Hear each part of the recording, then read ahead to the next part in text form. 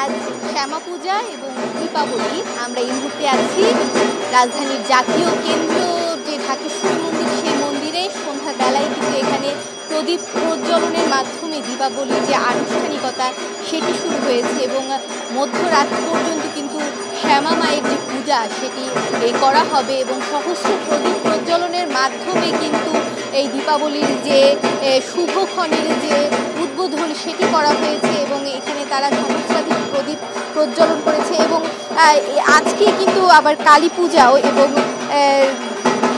মধ্যরাত পর্যন্ত কিন্তু এই কালী পূজা আনুষ্ঠানিকতা সেটি চলবে।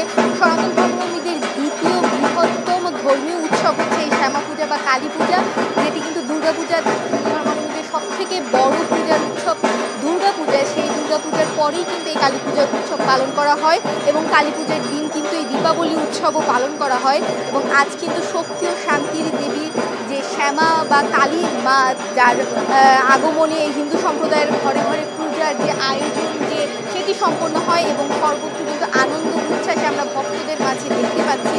এবং আমরা যদি একটু জানিয়ে রাখি, কার্তিক মাসের কৃষ্ণপক্ষের আমাবস্যা তিথিতে কালী পূজা এবং কালী পূজা বা শ্যামা পূজার যে আনুষ্ঠানিকতা সেটি হয়, পুজো উদযাপন করা হয় এবং বাংলায় কালী পুজোকে দীপান্বিতা পূজা বা দীপাবলিও বলা হয়। এবং দীপাবলির কিন্তু আরও অনেক ধরনের বিভিন্ন পুরাণে বিভিন্ন ধরনের গল্প আছে। যেমন কেউ কেউ মনে করে যে অযোধ্যার যে রাজা ছিলেন রাম, তিনি কিন্তু 14 বছরের বনবাস শেষে সীতা এবং লক্ষ্মণকে নিয়ে এই দীপাবলির দিনে অযোধ্যায় ফিরেছিলেন এবং এই দিন অযোধ্যার মানুষ কিন্তু হচ্ছে গিয়ে ওই দিন প্রদীপ প্রজ্বলনের মাধ্যমে অযোধ্যা 14 বছর যে অযোধ্যায় আলো জ্বলেনি, সীতা এবং রাম এবং লক্ষ্মণের অযোধ্যায় আসার পরে ওই দিন কিন্তু তারা আবার তাদের যে প্রদীপ প্রজ্বলনের মাধ্যমে তাদের অযোধ্যাকে আলোকিত করেছিলেন এবং সেই হিসেবেও কিন্তু অযোধ্যায় এই দীপাবলির উৎসব পালন করা হয়। আমরা এখানে পুজো উদযাপন কমিটির যে সদস্য তারা রয়েছেন, তাদের সাথে যদি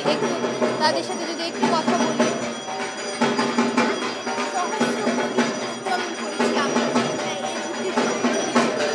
আমরা দেশ ও জাতির মঙ্গল কামনায় আজকে আমরা হাজার হাজার প্রদীপ প্রজন্ম করলাম ঢাকেশ্বরী জাতীয় মন্দিরে। আমরা দেশের মঙ্গল চাই, তার জন্য আমরা এই আজ হাজার হাজার প্রদীপের মাধ্যমে দেশ ও জাতির শান্তি কামনায় আমরা আজ প্রদীপ প্রজন্ম করলাম। কালী পুজোর 10টার পর থেকে অমাবস্যা লেগে গেছে, আপনি 4টার থেকে কালী পুজো আরম্ভ হবে নিশিরাতে।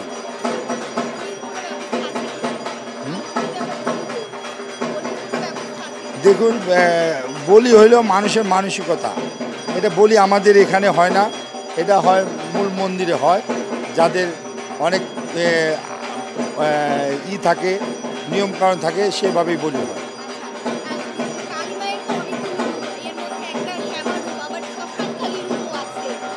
কালী মানে বিভিন্ন রূপে, নারী জীবন বিভিন্ন রূপে জন্মায়, কালীও সে বিভিন্ন রূপেই জন্মায়। দর্শক, যেমনটা আমরা শুনছিলাম যে মা কালীর যে বিভিন্ন রূপ, তারা সেই রূপের কথা বলছিলেন। যেমন কালী কিন্তু নারী শক্তি বলা হয় এবং দুর্গারই আরেকটি রূপ কিন্তু কালী। এবং আমরা যে দেখতে পাচ্ছি কালীর কণ্ঠে যে শোভা পাচ্ছে যে একটি মালা, সেটি কিন্তু মুন্ড দিয়ে তৈরি এবং বলা হয়ে থাকে যে কালী হচ্ছে ঘূর্ণি প্রলয়ের দেবী এবং দুর্গার ললাট থেকে কালীর উৎপন্ন এমনটি মনে করা হয় এবং ললাটের সংকোচনে ক্রোধভাবে প্রকাশিত হয় বলে কালীকে ক্রোধান্বিত দেখা হয়। যেখানে আমরা দেখতে পাচ্ছি যে কালীর পায়ের নিচে শিব, কালী যখন রুদ্র রূপ ধারণ করে এবং তিনি যখন সংসারে চলে আসেন, তখন কিন্তু তার যে স্বামী শিব তাকে থামানোর জন্য তার পায়ের নিচে অধিষ্ঠিত হন এবং সেইটি যখন কালী দেখে, তখন কিন্তু তার যে জিহ্বা সেটি বের হয়ে আসে এবং আমরা কিন্তু কালীর সচরাচর সেই রূপটি দেখতে পাই। এবং ধারণা করা হয় যে দুর্গাকে যিনি ডাকে হচ্ছে অন্নদাত্রী, উর্বরা শক্তি বলা হয়, তার অপর একটি রূপ হচ্ছে কালী। এবং এই পুজো উপলক্ষে কিন্তু মন্দির শুধু এই ঢাকেশ্বরী মন্দিরই নয়, দেশের সর্বত্র যেখানেই কালী পুজো হচ্ছে মন্দিরগুলোকে বর্ণিল সাজানো হয়েছে এবং প্রশাসনের পক্ষ থেকেও কিন্তু বিভিন্ন ব্যবস্থা নেওয়া হচ্ছে। এবং আমরা এখানে এসে দেখেছি আইন শৃঙ্খলা রক্ষাকারী বাহিনীর বাড়তি নিরাপত্তা যে ব্যবস্থা, যাতে এই পুজো কালী পুজো দীপাবলির উৎসব সুশৃঙ্খলভাবে উদযাপিত করতে পারে ভক্ত সাধারণ, এই জন্য যে ধরনের নিরাপত্তার স্তর নেওয়া যায় সেই কিন্তু আইনশৃঙ্খলা বাহিনী নিয়েছে। এবং কালীকে কিন্তু বিভিন্ন নামে কালী পরিচিত, যেমন দক্ষিণা কালী, কৃষ্ণকালী, সিদ্ধকালী, গুহকালী, শ্রীকালী, ভদ্রকালী, চামুণ্ডা কালী, শ্মশান কালী ও মহাকালী।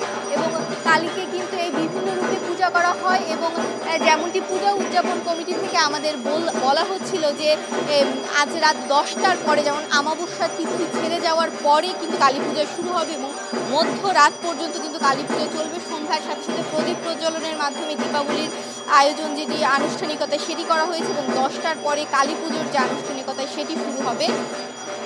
ঢাকেশ্বরী মন্দির থেকে কালী পুজো এবং দীপাবলি নিয়ে আমার কাছে এই ছিল সর্বশেষ।